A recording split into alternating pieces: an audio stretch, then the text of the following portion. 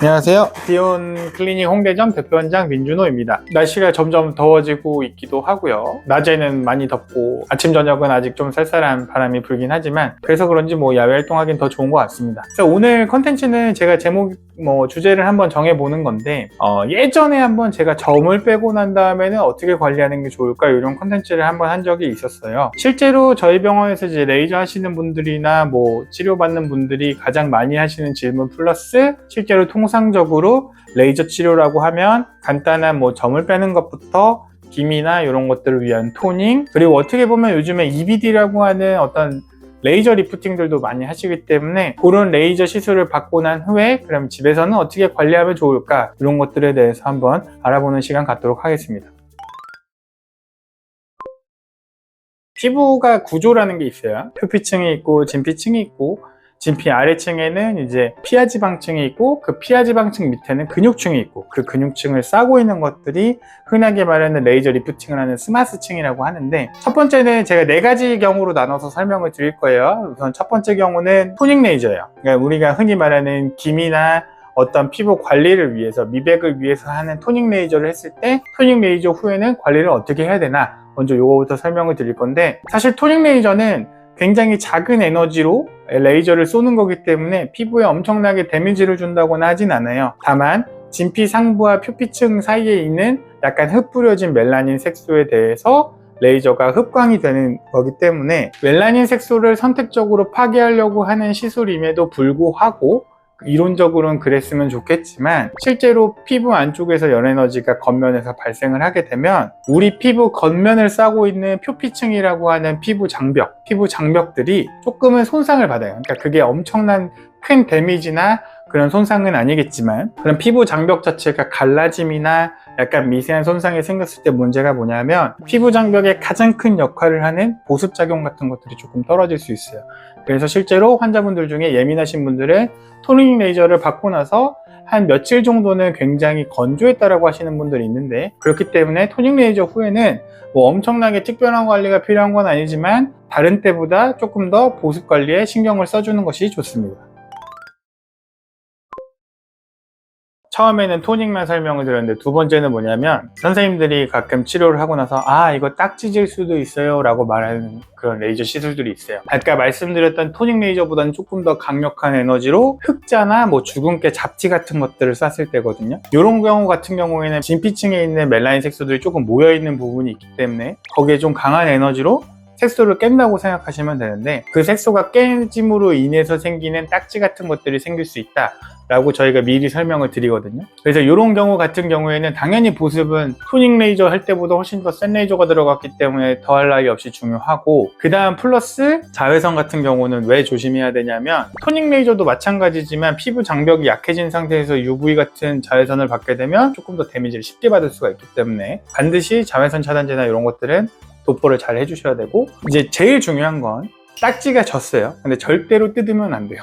그거를 뜯게 되면 내가 상처난 부위를 보호하려고 생체에서 자연적으로 만든 디오더민인데, 그거를 뜯어낸다라고 하는 거는 실질적으로 안쪽에 데미지 받은 피부를 겉으로 노출시킨다 이런 걸 수도 있기 때문에 절대 뜯으시면 안 되고, 보통은 이제 흑자나 잡티 주근깨를 뺐을 때 듀오덤을 병원에서 다들 붙여드릴 거예요. 가급적이면 듀오덤을 일부러 띄는 행위는 안 하셨으면 좋겠어요. 일부러 띄는 행위는 안에 있는 접착제나 이런 것들이 있기 때문에 띄어지면서 아물고 있던 피부들이 다시 같이 떨어져 나가거든요. 그래서 가급적이면 듀오덤을 한번 붙이면 자연적으로 떨어지지 않는 이상 일부러 띄진 않는다 라고 생각을 하시고, 기간은 일주일에서 2주일 정도, 길면 2주일까지 그렇게 해서 잘 관리를 해주시는 게 중요할 것 같습니다. 이제 세 번째는 점 뺐을 때예요. 제가 이제 지금 말씀드리는 어떤 순서를 딱 생각해보면 첫 번째 토닝, 두 번째 흑자나 잡티 주근깨, 세 번째 점. 뭔가 뒤로 갈수록 피부에 데미지를 굉장히 많이 주는 것 같지 않나요? 점 같은 경우에는 이제 진피층까지 모반 색소들이 있기 때문에 깊게 파내는 어떤 시술이란 말이죠. 그런 경우에는 제일 중요한 게 당연히 듀오덤이에요. 그래서 앞서 말씀드렸던 첫 번째와 두 번째 해야 될 행동들은 당연히 덧붙이고, 점 제거 같은 경우에는 습윤한 환경을 충분히 만들어줘야 되기 때문에 듀오덤 같은 것들을 반드시 붙여야 한다. 그리고 그거에 대해서 1주에서 2주 정도는 충분히 관리를 해주는 게 좋다. 그 후에도 상처가 차오르고 아문 상태에서도 반드시 보습이나 이런 것들을 통해서 상처 자체가 건조하지 않게 해야 후에 흉터가 생기지 않는다 라는 꼭 요 점을 염두에 두시고 관리를 해주셨으면 좋겠습니다. 다음에는 겁나 자주 하는 질문 1번, 술, 담배는 해도 되나요? 당연히 안 되죠.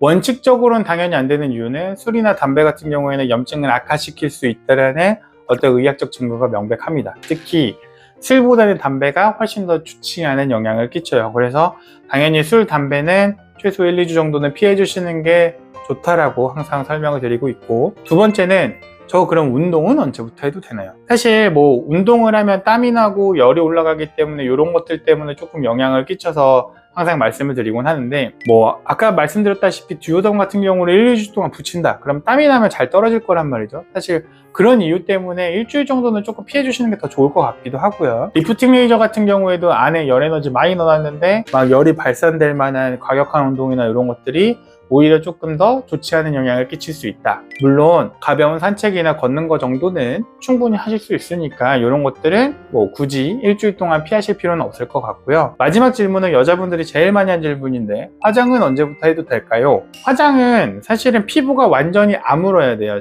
초음파 리프팅이나 고주파 리프팅을 하신 경우에는 바로 당일날 화장을 하셔도 상관이 없습니다. 왜냐하면 피부 겉면에 손상이나 데미지가 없기 때문에 토닝 정도도 충분히 가능하세요. 그러나 어떤 듀오덤을 붙일 정도의 피부에 데미지를 입힐 정도의 시술을 받았다면 듀오덤을 붙인 그 공간에 대해서는 화장이나 이런 것들이 안 들어가야 세균 감염이 생기지 않기 때문에 화장 같은 경우에는 듀오덤을 띌 정도로 많이 아문 상태에서 해주시는 것을 권장드리고 있습니다. 이제 마지막으로 요즘에 우리가 굉장히 많이 받고 많이 하는 이제 유행을 하고 있는 어떤 리프팅 레이저인데요. 리프팅 레이저가 보통은 열 에너지를 이용하는 경우가 많습니다.